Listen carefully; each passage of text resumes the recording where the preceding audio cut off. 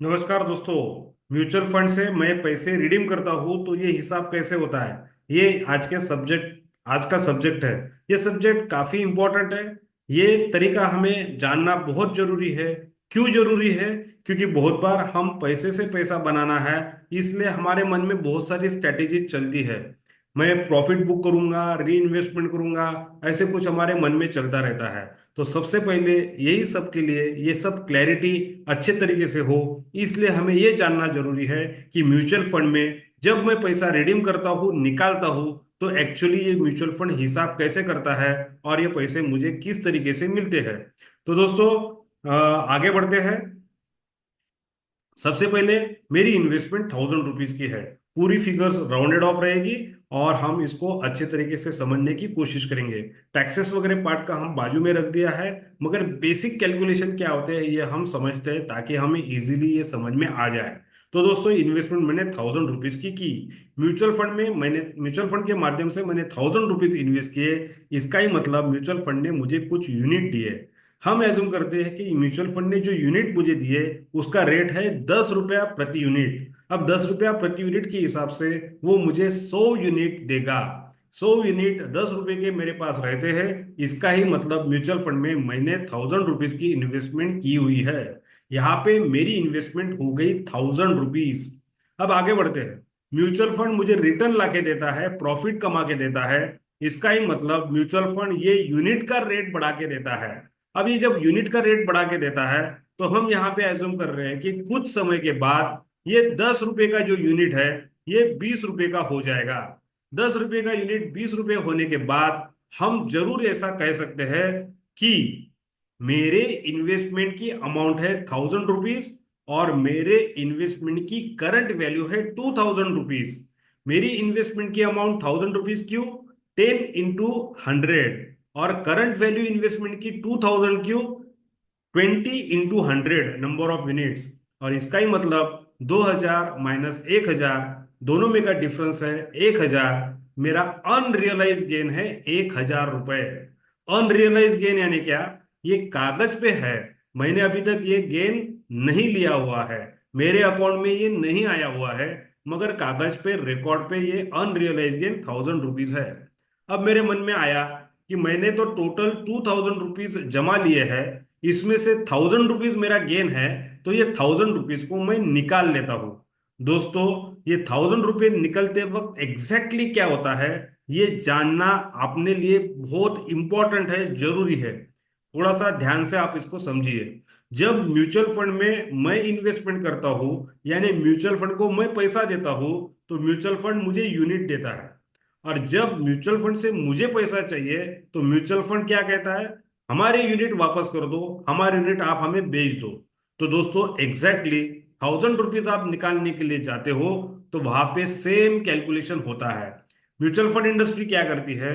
आपको 1000 रुपीज जो चाहिए, ये 1000 रुपीज डिवाइडेड बाय यूनिट का रेट उस दिन का। तो यूनिट का रेट 20 था, तो 1000 divided by 20 is equal to 50 unit. यानी म्यूचुअल फंड इंडस्ट्री क्या करेगी? आपके 50 यूनिट्स निकाल के देंगी।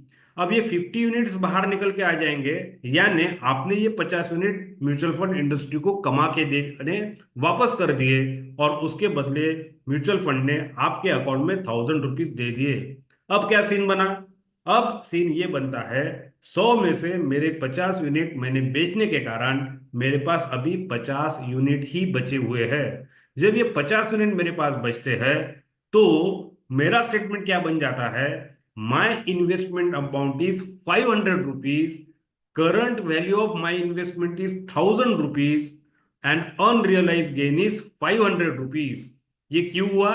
क्योंकि अभी मेरे पास सिर्फ 50 यूनिट बचे हैं करके। अब दोस्तों, आपके मन में ये जरूर बात आएगी, यहाँ तो हमारे 1000 रुपीज हमने लगाए थे, ये 1000 रुपीज लगाने के बाद यहाँ पे क्या हुआ? मैंने 1000 रुपीज गेन दिखा, ये गेन मैंने बाहर निकाला, और गेन बाहर निकाल के रिडीम करके मेरे घर में ले लिया। तो इसके बाद मेरी investment amount, original investment amount तो सेम रहनी चाहिए थी, मगर यहाँ पे मैं देख रहा हूँ कि ये मेरी इन्वेस्टमेंट अमाउंट कम दिखा रहा है, यानी यहाँ पे कुछ तो भी गड़बड़ है। दोस्तों, यहाँ पे कुछ भी गड़बड़ नहीं है। म्यूचुअल फंड इंडस्ट्री इस तरीके से ही काम करती है। वो यूनिट के बेसिस पे काम करती है। आप कितना भी पैसा इन्वेस्ट करोगे तो ये इन्वेस्टमेंट यूनिट में कन्वर्ट होने के बाद, यूनिट रेट के हिसाब से यूनिट में कन्वर्ट होने के बाद, यूनिट के फॉर्म में ही ये इन्वेस्टमेंट होने वाली है। और जब आप रिडीम करोगे तो जितना भी पैसा आपको चाहिए, ये पैसे का यूनिट में कन्वर्शन होके उतने यूनिट आपको बेचने पड़ेंगे या रिडीम करवाने पड़ेंगे। तो ये पूरा कैलकुलेशन प्रोसेस यूनिट के बेसिस पे चलती है। ये ये हमें जानना इसलिए जरूरी है क्योंकि बहुत बार हम मन में अलग अलग कैलकुलेशन करते हैं, प्रॉफिट बुक करना, री इन्वेस्टमेंट करना। तो यदि ये पिक्चर क्लियर रहेगा तो शायद हम अच्छे तरीके से सोच पाएंगे। अब सवाल ये आता है दोस्तों, सबसे बड़ा सवाल आपके मन में ये आया होगा, मैंने इन्वेस्टमेंट किया 1000 रुपीज ये एग्जाम्पल में, बाद में मैंने प्रॉफिट निकालने के चक्कर में मेरी इन्वेस्टमेंट अमाउंट ही निकल गई क्योंकि मेरे ओरिजिनल यूनिट ही निकल गए। अब तो मेरी इन्वेस्टमेंट कम हो गई। तो यहाँ पे कैलकुलेशन कैसे होता है रिटर्न का? तो दोस्तों ऐसे ये कैलकुलेशन को आप इमेजिन करिए, यहाँ पे बार बार पैसा आ रहा है या बार बार पैसा निकल रहा है। यानी एक तो यहाँ पे इन्वेस्टमेंट बार बार हो रही है, एक बार हो रही है या बार बार हो रही है, और रिडम्पशन भी बार बार हो रहा है। ऐसे कंडीशन में यहाँ पे जो रिटर्न निकाला जाता है वो अलग तरीके से निकाला जाता है। अलग तरीके से यानी क्या? जितना समय मेरा पैसा इन्वेस्टेड था उसके अगेंस्ट में फाइनल वैल्यू मेरी कितनी बनी, और इसमें आने वाला पैसा और जाने वाला पैसा दोनों को मैं कंसिडर कर लेता हूँ और उसको समय के हिसाब से कंसिडर कर लेता हूँ। तो एनुअलाइज इफेक्टिव रिटर्न मुझे क्या मिला वो मुझे जानना जरूरी है, क्योंकि हर पैसा अलग अलग समय के लिए इन्वेस्टेड रहा है। तो दोस्तों ये तो क्लियर हो गया। अब इसको कहते क्या है? इसको कहा जाता है XIRR। इसका मतलब होता है extended internal rate of return. ये XIRR क्या होता है, कैसे कैलकुलेट किया जाता है, हम अलग वीडियो में जरूर देखेंगे। मगर फिलहाल हमें XIRR कब काम में आता है? ऐसी कोई भी इन्वेस्टमेंट जहां पे इन्वेस्टमेंट बार बार हो रही है और रिडम्पशन भी बार बार हो रहा है या एक से ज्यादा समय हो रहा है, ऐसे वक्त वहां का रिटर्न हमें XIRR में निकालना पड़ेगा। तभी जाके हम दो तीन पैरेलल प्रोडक्ट्स को कंपेयर यदि हम करना चाहते हैं तो XIRR ही मुझे मदद करेगा। तो आपने बहुत सारे आपने ऐसे जरूर देखा होगा कि आपने तो जो इन्वेस्टमेंट म्यूचुअल फंड में किया है, खास करके SIP के माध्यम से जो इन्वेस्टमेंट किया है, उसका रिटर्न आपको जो बताया जाता है कोई भी प्लेटफॉर्म पे हो, आपको जो रिटर्न बताया जाता है वो हरदम XIRR के फॉर्म में बताया जाता है। आप जरूर देखेंगे आपके ऐप के ऊपर या आपके प्लेटफॉर्म के ऊपर आपके इन्वेस्टमेंट के सामने XIRR जरूर मेंशन किया रहेगा। तो ये XIRR हमें रियल पिक्चर बताता है हमारे फंड के परफॉर्मेंस का। तो दोस्तों थैंक यू वेरी मच, ये वीडियो आपने आखिरी तक देखा।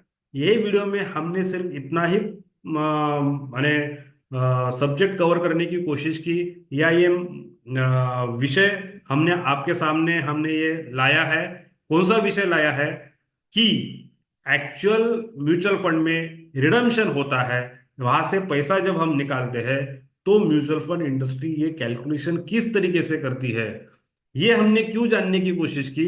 क्योंकि बहुत बार हमारे मन में मिसकंसेप्ट हो सकते हैं, ये मिसकंसेप्ट भी नहीं बोलेंगे, एक थॉट प्रोसेस हमारी रहती है कि मैं ऐसे कर लूंगा, मैं वैसे कर लूंगा, मैं प्रॉफिट बुक कर लूंगा, वगैरह वगैरह।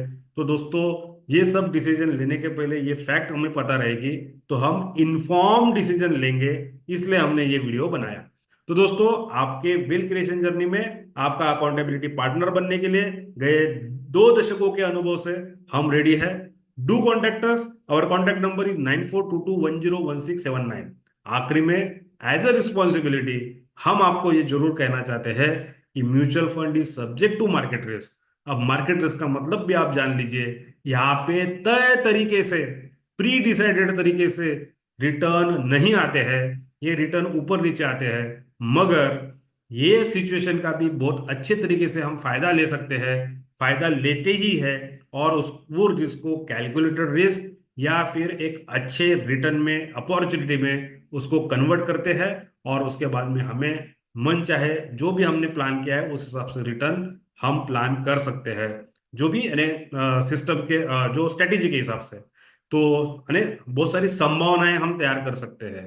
तो दोस्तों, do contact us to start your wealth creation journey. पैसा भी आपका, ये जर्नी भी आपकी, पड़ाव भी आपके, वेल्थ भी आपकी, मगर ये पूरे जर्नी में आपको एक अकाउंटेबिलिटी पार्टनर चाहिए, हैंड इन हैंड लेके चलने वाला बंदा चाहिए। बस वही काम हम आपको आपके साथ कर रहे हैं। या फिर एटलीस्ट आपकी वेल्थ क्रिएशन जर्नी स्टार्ट करने के लिए जो पहली स्टेप लेनी है, बस ये पहली स्टेप लेने के लिए आपके साथ कोई तो भी बंदा चाहिए। बस वही काम हम कर रहे हैं। एक सुंदर एग्जांपल है, एलिवेटर पे जब आप चढ़ते हो, एस्केलेटर पे आप चढ़ते हो, तो वहां पे जब पहली बार आप चढ़ते हो तो थोड़ा सा डर लगता है। हम क्या करते हैं, रेलिंग को पहले पकड़ते हैं और उसके बाद में फिर पहली स्टेप डालते हैं। तो दोस्तों, ये रेलिंग का ही काम हम करते हैं, पहली स्टेप लेने के लिए मदद करते हैं। उसके बाद में ये सिस्टम में आने के बाद सिस्टम के जो बेनिफिट है वो जरूर आपको मिलेंगे, ये अच्छे आप यदि आप एक अच्छी स्ट्रेटेजी फॉलो करते हो तो। Do contact us. Thank you very much for listening this video patiently. यदि आपको ये सही लगता है तो जरूर आप लोगों को भी हमारे चैनल के बारे में बताइए, ये वीडियो शेयर करिए, लाइक करिए। Thank you.